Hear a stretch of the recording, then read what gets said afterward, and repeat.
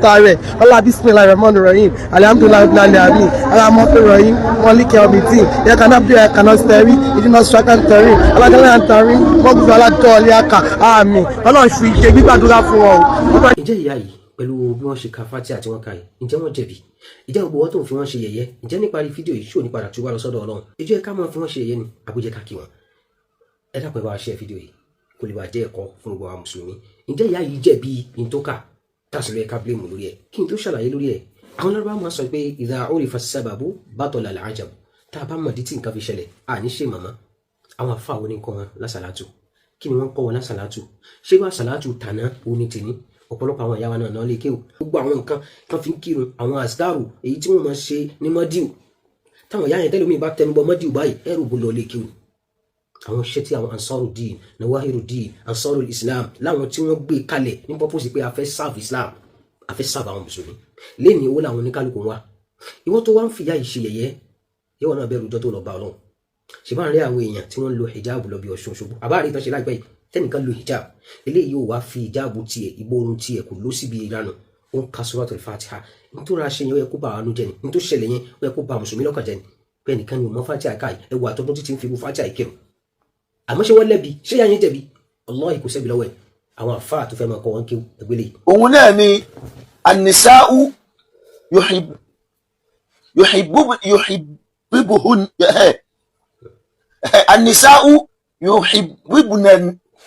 an-nisa'u yuhibbuna sanahi an-nisa'u kò ní níṣẹ́ dàmọ́ ní òde rí pé báwọn torí wọ́n ti tú palẹ̀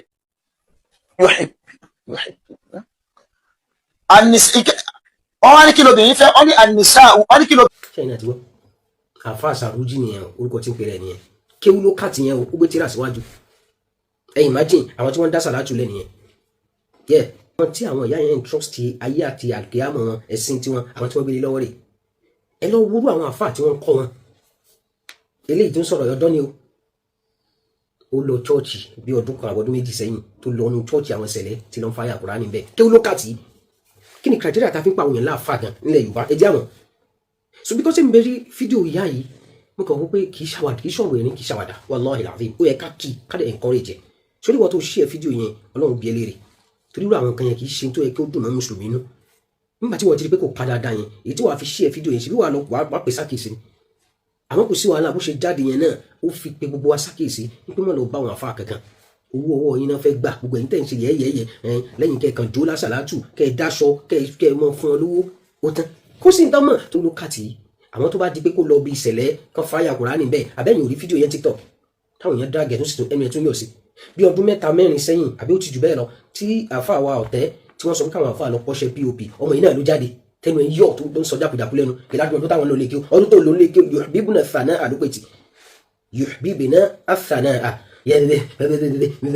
àthana'i ó tún wọ́ yẹn kẹsàn. Ẹ ṣe ní irú àwọn àfáà ilé ìdírágì ó ṣe dáwọn ìyá tí wọ́n lọ ń bá wọn tí wọ́n pè wọ́n láàfáà tí wọ́n fi rí wọn kọ́ lẹ́sìn ó ṣe dáwọn ìyẹn lẹ́fi ń ṣe yẹ̀yẹ́. Wọ́n wá kó bẹ́ẹ̀ lọ́nláìn nígbà tí wọ́n bí sì ti tí ó kàn wọ́n mọ́.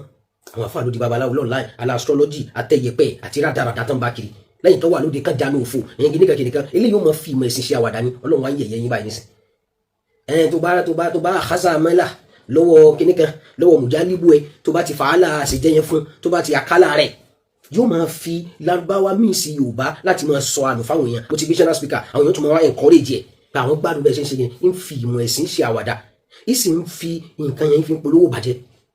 Tó bá gbé bàgá ìyẹn ni pé tó bá gbé aṣẹ́wó tí bàgá wa mọ́ tà kìnìkan mùjálíbù tó bá ti dé tó bá ti àkọ́sà mọ́lù tó ń dára bí bá ti wá tó bá ti gbowó lọ́wọ́ ẹ̀ ìrégbè tó ń ṣe yẹn kí ló kà tiẹ̀.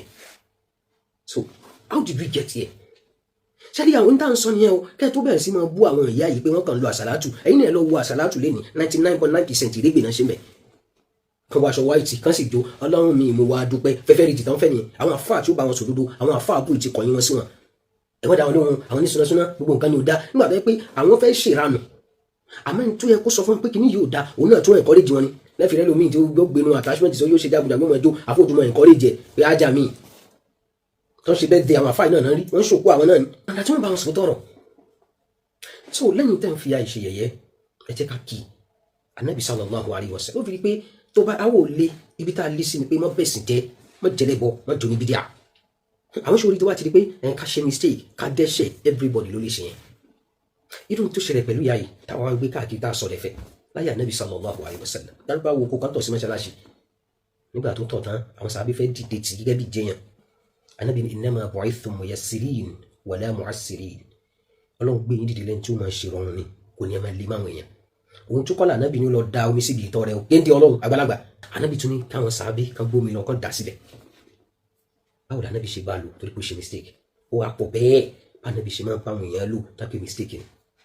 ẹ jẹ́ àkì kágbé bó ṣe fi bọ́ọ̀nù sórí yẹn ó ń kéré yẹ̀yẹ́ Ọ̀ṣun á pariwo àdàkẹ́ náà ṣáàtì láwọn tí wọ́n fi nìkan bù jó bí ẹni tí ìdálùjọ̀nù wọ̀ lára bí alágànná lórí TikTok mi báyìí àtẹ́rẹ́ tó lo nìkan bù tí ń sọ wípé àwọn fẹ́ lọ ṣe kinní kan ó ń blé àwọn fẹ́ lọ ṣọmọ wọlé wọ́n tó pariwo kí gangan la fẹ́ ẹni yìí ó ṣe Suratul Fatiha tá a dẹ̀ mọ̀ pé gbogbo òun tó bá kí láì ká dáadáa súnmọ́ kọ́ lọ́mọ gbà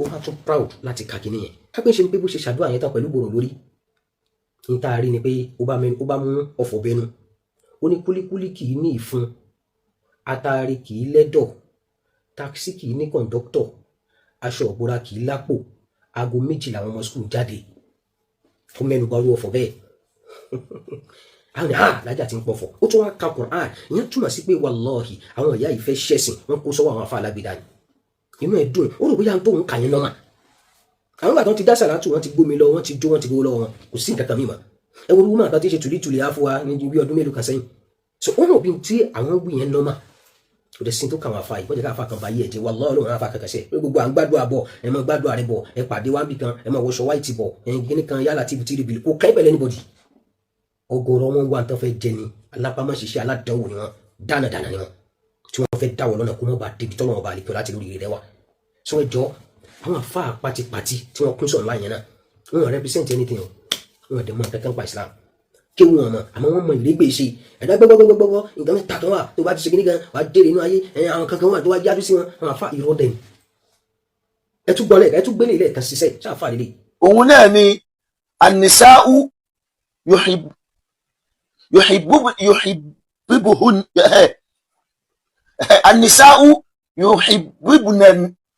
an-nisā'u yuhibbuna as-sanā'i an-nisā'u kò ní níṣẹ́ dàmọ́ ní òde rí pé báwọn torí wọ́n ti tú palẹ̀ wọ́n wá ní kí lóbìnrin fẹ́ wọ́n ní an-nisā'u wọ́n ní kí lóbìnrin.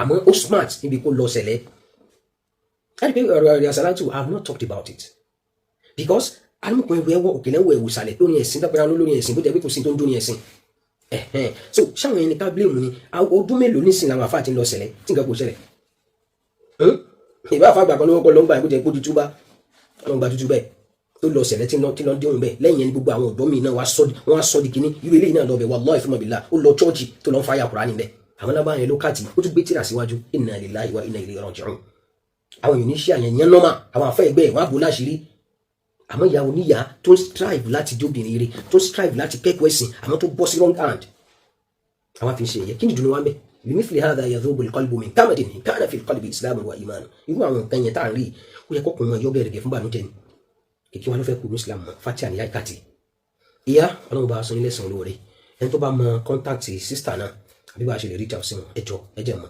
irú àwọn èèyàn báyìí ìyẹn máa ń ṣe wọn lákìnrin o báwo lẹ ṣe fẹ́ kó rí kó wá máa rí fídíò yẹn káàkiri àwọn èèyàn máa rẹ́yìn ó fi pé wọ́n ti búrì òun wá lórí kó ní islam àlè correct àwọn èèyàn báyàn